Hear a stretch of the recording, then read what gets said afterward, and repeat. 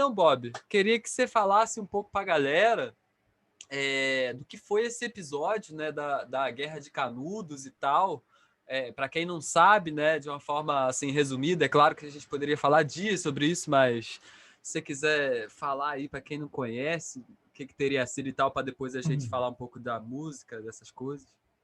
Certo. Eu vou tentar fazer a mágica, né, que sempre me cobram, porque falar deste que foi um dos principais movimentos populares da história brasileira, né, uma das maiores resistências já gravadas na história em pouco tempo, é uma mágica.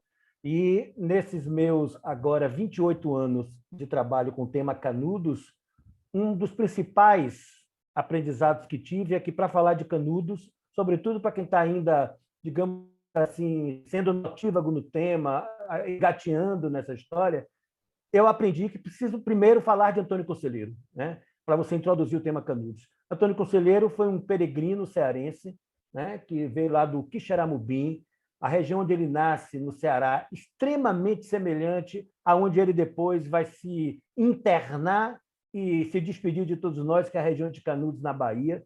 São biomas extremamente parecidos, né? Ele teve uma vida extremamente dolorosa, e, em função disso, se transformou certamente no personagem, no homem, no líder religioso, na figura que ele passou a ser. Por quê? Porque, primeiro, órfão de pai e mãe aos 3, 4 anos de idade. E, para piorar essa falta de referencial, você sabe que alguém perder a mãe com 3 ou 4 anos de idade, vivendo numa pobreza, né? A família dele era envolvida com conflitos de terras, de honra, com outros grupos poderosos, com assassinatos a cada lado, né, de vinganças, que é uma coisa que foi muito comum no Nordeste brasileiro.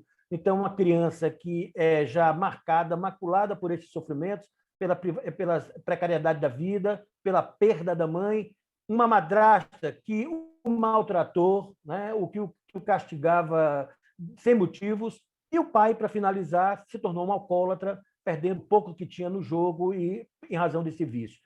Então, ele cedo teve que assumir um balcão de armazém, de mercearia, de bodega, já falido. E aí a situação, você pode imaginar, para um adolescente que veio de uma orfandade, que veio de castigos de uma madrasta que era meio alucinada, que um pai se torna um jogador, um alcoólatra. Quer dizer, todos os motivos ele teve entre a infância e a adolescência para se tornar um cara maculado.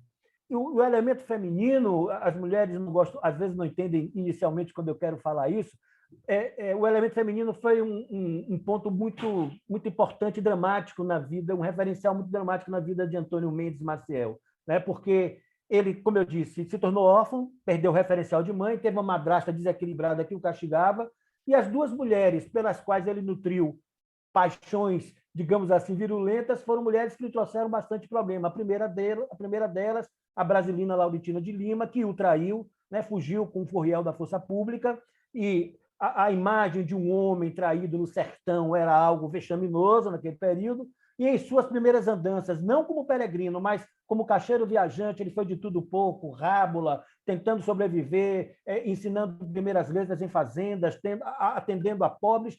Ele também se apaixonou por uma figura chamada Joana Imaginária, que se dizia na época que era uma pessoa que vivia mais nas nuvens, né, elaborando imagens, era muito zen, não queria muita coisa. Mas esse cidadão conseguiu, inclusive, ter 3 filhos, né?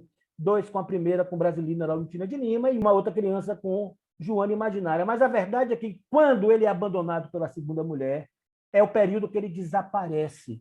É o período em que a história não documenta, são quase 2 anos da vida de Antônio Vicente Mendes Maciel, que a história não documenta, que é justamente esse sumiço, e ele reaparece já não mais Antônio Vicente Mendes Maciel, e sim Bom Jesus dos Mares, o pai Antônio, Santo Antônio dos Mares, ou, como ficou a principal alcunha, Antônio Conselheiro, já pregando, de barba e cabelos crescidos, né, vestido numa túnica surrada, levando 2 obras de cunho religioso na mão, que é a Missão Abreviada e toda uma coleção de rezas para Maria, de quem ele era devoto, tá certo?